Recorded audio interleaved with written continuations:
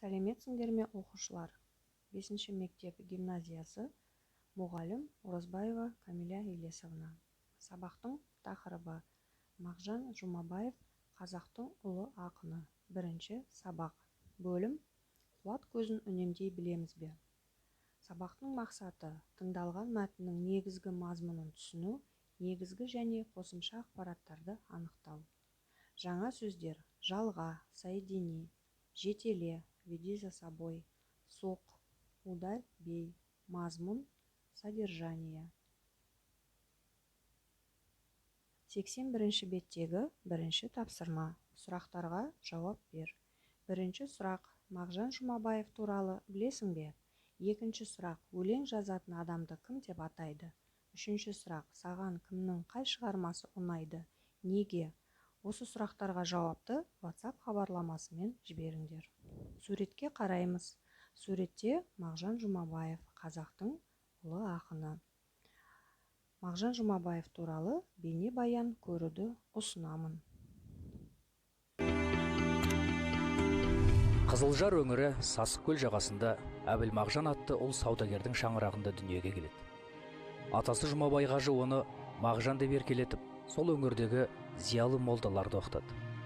Есейе келе Мағжан медреседе оқуын жалғастырып, Фирдауси, Сағди, Хафиз, Омар Хайям, Низами, Науаи секілді шығыс мәдениетінің жауһарларымен танысады.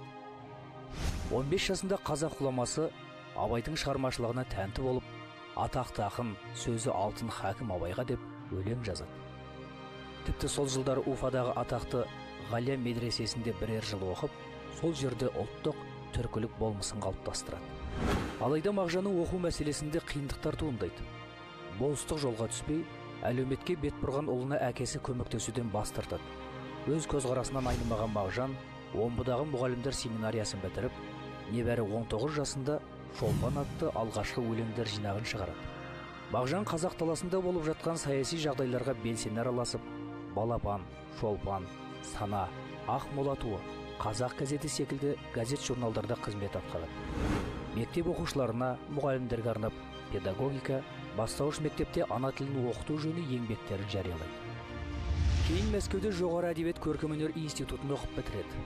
Ол жерде орыс, Еуропа әдебиетін зерттеп, орыстың мәдениет қайраткерлерімен достық қарым-қатынаста болады. Михаил Лермонтов, Александр Блок, Максим Горький шығармаларын, Иоганн Гете мен Генрих Гейне поэмаларын қазақ тіліне аударған. Университетте шығыс тілдері бойынша сабақ береді. Әлихан Бөкейхан, Ахмет Байтұрсынұлы секілді қайраткерлермен байланыс орнатып, алаш идеясын қолдады. Сол кезеңнен бастап Мағжанның шығармалары орынсыз сынға ұшырап, оның жырларын теріске шығаратын қаулы қабылданды.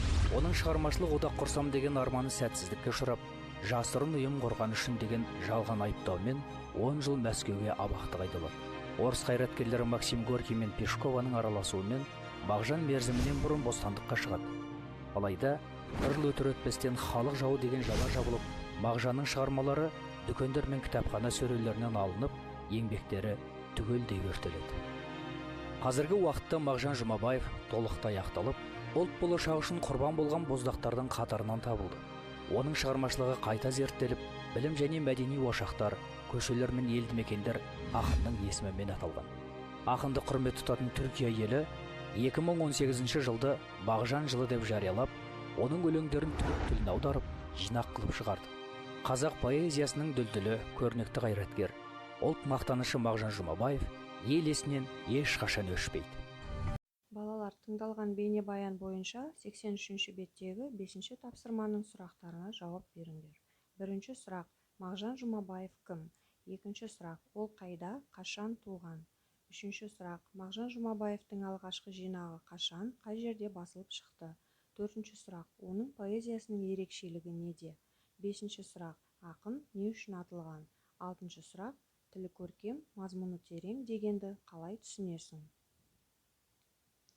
Жазылым тапсырмасы: көп нүктенің орнына тиісті сөздерді қойып, сөйлемдерді жазыңдар. Тиісті сөздер: мұғалімдер, тұңғыш, Мәскеуде, ұлт азаттығын, алаш, солтүстік Қазақстан, Ғалия. Бағдаршам рефлексиясы: жазылым тапсырмасынан кейін бүгінгі сабақты толықтай түсінсеңіздер, жасыл белгіні қоясыздар. Сабақты жартылай түсінсеңіздер, сары белгіні қоясыздар. Сабақты түсінбесеңіздер, қызыл белгіні қоясыздар. Сабақ аяқталды. Сау болыңдар.